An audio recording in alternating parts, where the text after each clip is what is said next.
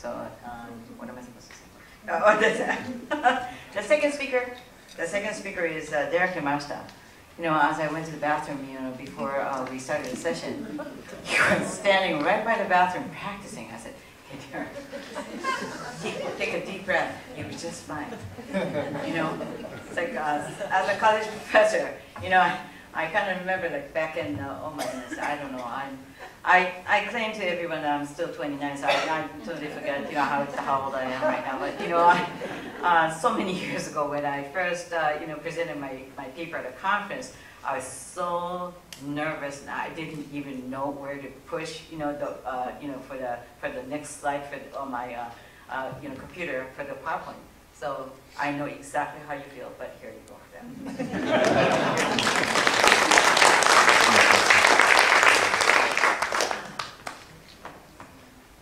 So hello everyone, and again my name is Derek Yamashita. I'm currently a second-year global studies major at the University of California, Santa Barbara. And as a fifth-generation Japanese American, I was largely disconnected with my Japanese culture, and I had never shown any interest in Japanese matters. That was up until 2 years ago, when I took part in an exchange program between my home city, Huntington Beach, California, and Anjo, Japan. During my 2-week homestay experience, I was completely and I utterly fallen in love with the people and culture of Japan. I formed deep relationships with the people I had met and gained innumerable memories as my newfound friends immersed me in their culture. Those 2 weeks were amongst the happiest moments of my life. And the moment I stepped off the plane returning from that trip, I had a burning desire to return to Japan. I had rediscovered my cultural heritage, and I wished to immerse myself wherever I could. Dreaming of returning to Japan was a common theme I had during that time period. However, come March 11th, my dreams and passions were crushed, as I watched the people and places just like the ones I had fallen in love with in Anjo, destroyed by black curtains of water. That night I watched in horror as I saw this destruction unfold on live television.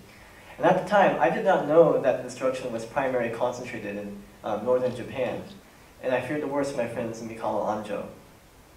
Day by day, I would watch as the death toll would continue to rise, and more reports would surface about how entire communities in Japan were swept away. An overwhelming sense of helplessness and loss overcame me during this time, and I had even fallen into a state of depression.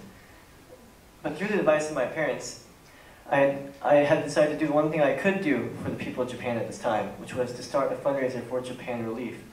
And with the support of my friends, family, and local community, I started a t-shirt fundraiser, much like the t-shirts that you see on the right side and on the poster. And through this fundraiser, I was shocked to see that there was a massive amount of community support for Japan Relief operations.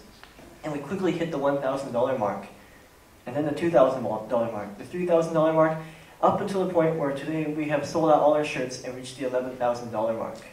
I would never have thought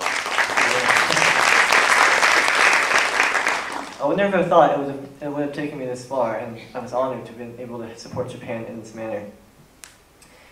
My love, holding this fundraiser helped wash away my feelings of depression and turn my despair into hope for Tohoku's recovery. I wanted to return to Japan to revisit my friends in Anjo, who I had since learned were unharmed by the disaster. But I also wanted to visit Tohoku, to witness the disaster firsthand, and to see the recovery process, and to see exactly where it was my money was going and who I was supporting. Luckily for me, I would not have to wait long, as I was accepted into the Terasaki Educational Tour program, the program that you saw in the documentary. And this program took me and 20 other students, some of whom are in the audience today, to Tohoku to witness the disaster, recovery, and to hear stories from survivors firsthand. In other words, it was a dream come true for me, and I soon found myself on a plane flight en route to Tokyo. Now, prior to this experience, I had read many articles and seen many documentaries on the 3/11 disasters, and as such, I had very preconceived ideas of what I would see when I was in Tohoku. Many of these images were wrong. Immediately arriving into the Sendai airport, I had imagined that I would see strong evidence of this destruction. This was Sendai airport during March 11th. But upon arriving in Sendai airport, I was shocked to find that I was hard-pressed to find any evidence of any damages. Sendai airport was completely restored in only the time span of 1 year. And Sendai City as well. Sendai City was also a huge, thriving, and beautiful city, much different from what I had imagined. I had imagined that Sendai was almost completely destroyed, which was simply not the case. Another sign of the incredible progress of recovery in Tohoku was when we traveled to downtown. This is a typo, but downtown Ishinomaki. This part of the town was actually hit by a tsunami, and floodwaters had damaged this part of the town. But only 1 year later, me and the tour group were shocked to see that many of the shops and restaurants were up and open for business. We saw people walking around the streets, cars, people in business suits. And me and my friends even had the honor of dining at a restaurant where you could still see the stain marks from the tsunami on the ceiling and on the walls. However, we had also traveled to smaller towns in Tohoku, such as Minami Sanriku, and my preconceived ideas of what this town would look like were wrong as well. But this time it was not in a good way. What I expected to see in Minami Sanriku were clear signs of destruction, such as this. But what I had instead saw, which you saw in the documentary, was an open valley, and where once stood the ruins of Minami Sanriku, now were the concrete foundations, overgrown with plants. It looked like a grass field. This shows that extensive progress has been made in terms of physical cleanup of disaster, but the fact that this is now an empty valley also shows another more bleaker side of this. And is that the recovery process is almost zero to none. That people's lives will still have a very long road until they will be able to regain a sense of normalcy. However, in these towns, I also heard very impactful stories that had inspired me as well. And one story was when we met Takayama and Mrs. Ogawa, who were in Minami Sanriku at an elementary school during the time of the disaster. Here, Takayama shows us of what this part of town looked like before and after the tsunami, and what struggles they face, including in how the land from the earthquake was shifted downwards, and now it is prone to flooding, and the water has been salted, so their lively agricultural economy cannot come back. Mrs. Ogawa on the right, she actually told us on how when she heard the signs of a tsunami, she actually ran towards the coastline, to the houses by the coastline, to try to save loved ones. And she ended up almost dying and had to be rescued herself. Many young people in Tohoku died because they rushed towards the direction of danger to save others. And she was and many of the survivors that we had met were very touched that people from America would come over and would care and listen to their stories. And we were likewise very honored to be able to hear the stories. One other story I'd like to share is, we were in downtown Ishinomaki, and we were visiting a shop with these two ladies who noticed we spoke English, and we started conversing with them. And when they found out that we were here to volunteer and to hear about their experiences, they were very interested. And once they asked us, how many people are in your tour group? And we said 21. And one of these ladies ran into the back, and she came out with 21 ice-cold sodas and gave it to us. And we asked why. We knew that these shop owners were themselves just trying to pick themselves up from the damages of the tsunami. And even though we weren't helping them directly, they felt the need to personally thank us with ice-cold sodas and with emotional thank yous. And we were very touched by that. And this was a sign of the great strength of unity within the people of Tohoku. And another sign of recovery and unity are the temporary shopping centers that were set up to give survivors of these communities jobs. And we went through these areas, and all over on the outside of the shopping center, you could see messages such as "Ganbatte," like "give it your best," and other signs saying "Thank you for waiting, we're now open." And it is a hopeful sign and a sense of unity that these people will not leave and they will not abandon their communities, and that they will not let their communities die. And here is what it looked like inside the shopping centers. They're small shops, but they run them very professionally. And again, another story that had impacted me gratefully was the story of Miki Endo, which you saw in the documentary.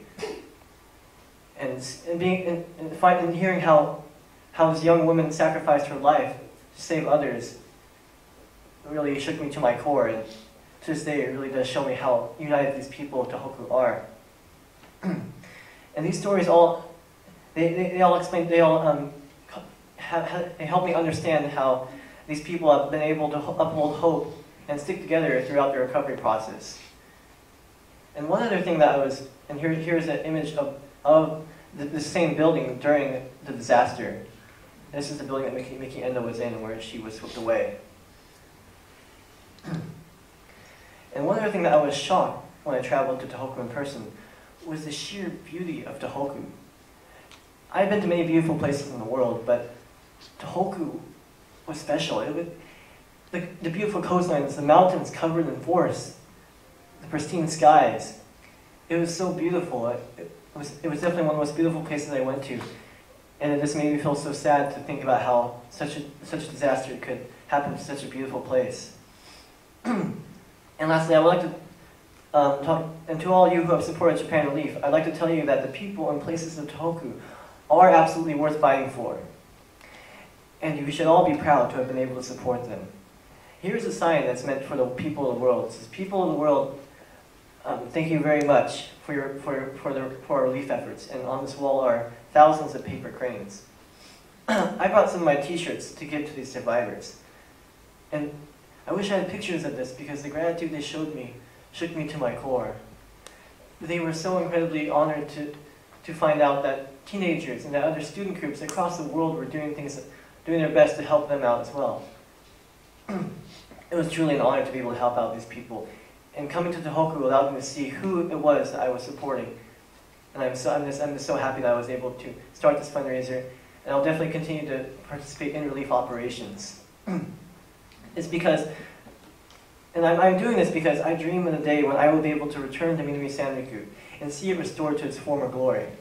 Because with a little help from the people, the people of Minami Sanriku and all of Tohoku can and will achieve this goal.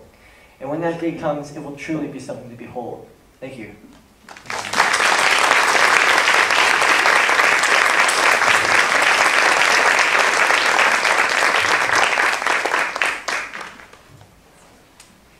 All right. I give the mic to Sachiko.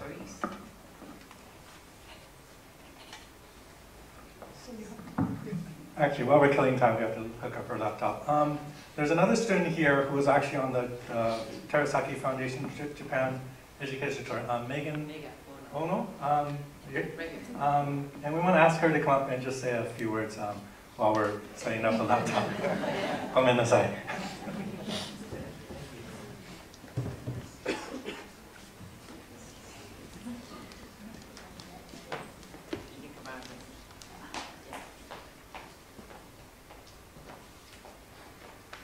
Thank you, Daryl. After watching the clips from the documentary and hearing Derek speak, it really brought back all of the emotions and all of those tremendous feelings that I felt being there in Tohoku. There are a few words that can explain those emotions that I felt, and I just want to thank all of you guys for your support and the Terasaki Foundation for allowing me and the other students to go up there and visit the sites.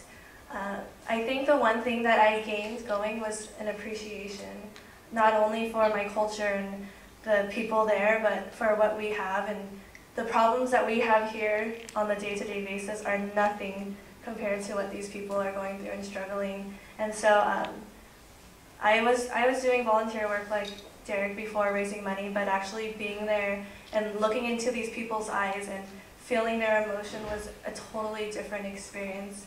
And if any of you have it in your hearts to help and go there and support us, it really can make a difference. Yeah, so thank you.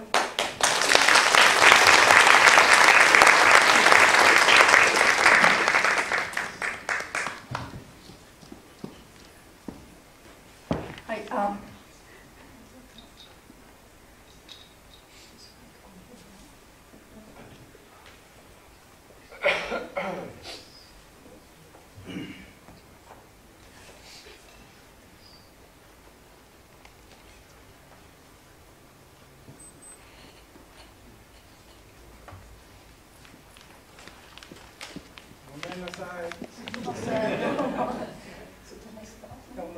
Okay. My name is Sachiko Takiris, and I have to ask you, I'm not a native speaker, and you have been hearing all these native speakers talking so quickly, fast, and I cannot, so I hope you will adjust to my English. That's the one thing I have to ask first. Today, just like Derek had said, I got this news, the tsunami news, from Polish therapist by email sending tsunami in Japan. And so I watched news and I saw those, just like he explained, the whole thing, the wave coming in, become speechless, and my knee shook. And my gut feeling was, I got to go. I got to go. I don't know where and when, but anyway. But luckily, I have done psychotherapy work, the trauma work, when we had a Northridge earthquake here. And the next year, exactly the same date, Kobe had an earthquake. And they also asked me to write about something, and so therefore, the people in Japan knew my work on the trauma, healing and so forth. So they actually asked me to come to the Fukushima and Ishinomaki to give a lecture to the caretaker and therapists and speakers, the students. So I had a chance, and therefore I really wanted to. I'm worrying about whether this works or not. Okay. So I was able to go. Therefore, I wanted to ask them. I'd like to have 1 week extending for the volunteer work. So I was able to stay in Ishinomaki for 1 week and then look around, and just like you have seen on the photograph, that was in October I went. So that was just 6 months later or so. And it was really shocking. It was really speechless kind of place. But since then, I have been working with the therapist over there, just like you saw in the program by Skype. Doing every other week, I do consultation, how they're working, with especially Ishinomaki Red Cross Hospital therapists and so forth. And today, actually, when I went there for the lectures, I also working with Kokoro Wellness Network here.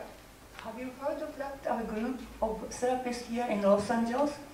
They send 18 English, Japanese-speaking therapists from all over US, and then they sent to Japan and worked from July to end of December. So that was incredible. And during that time, I made a video of Hakoniwa Asobi. Hakoniwa is, you have maybe seen some of those, the box, a tray or something, had a white sand, and it has a beautiful miniatures, they make arrangements. That's Hakoniwa in Japan, box garden. And I made,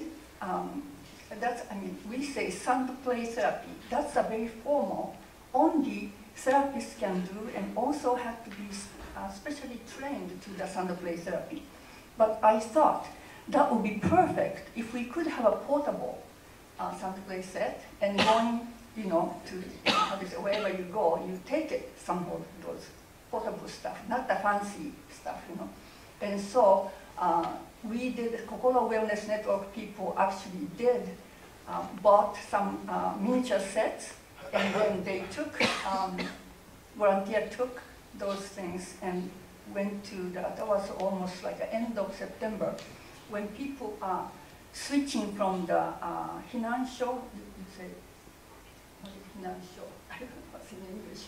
Hinansho is a evacuation shelter, to the individual, kasetsu jutaku, the temporary housing. So they were doing all these kind of switching over type of activities. So we have to, the volunteer has to adjust to their activities also, So that time, the kasetsu jutaku, the temporary housing, had a meeting place. And so those meeting place, we did this sound play, temporary sound play things. And so I wanted to actually show the pictures. Is it coming or not? Not coming? I don't think it's going to work. Okay, so maybe I will just read the update numbers. I will read from there. Okay. Yeah. Oh, that's really too bad. Have you seen any sound play therapy before? Have you seen any? miniature. Oh, that's really too bad. Because it's, maybe I just say by word. There are many miniatures, like, trees, people with all kinds of religious people, fantasy people, like Disney, characters, and firefighters, any kind of occupation, and children, and babies, and parents, and ugly monsters, and Godzilla, and all that kind of miniatures is there. And then have a tray like this, about this big tray, and bottom of the tray is blue, and we use the sand in there. So when you dip, it's about, a box is about, 3 inches high, and then about this, so the sand in there, and you have miniatures, you can make anything you want, anything you want. And this one is the Jungian sand play. The Jungian analyst, not that, it's very hard to pronounce, Jung. And Jung is the one talked about compared to the Freud, which is more, how do you say, collective means common, depth psychology is all connected, like a rhizome, like a root. So therefore, we can communicate in that level, not just a personal level, but it's much more deeper level. So, got something? So actually, this sound play is based on that, and why we play when we play.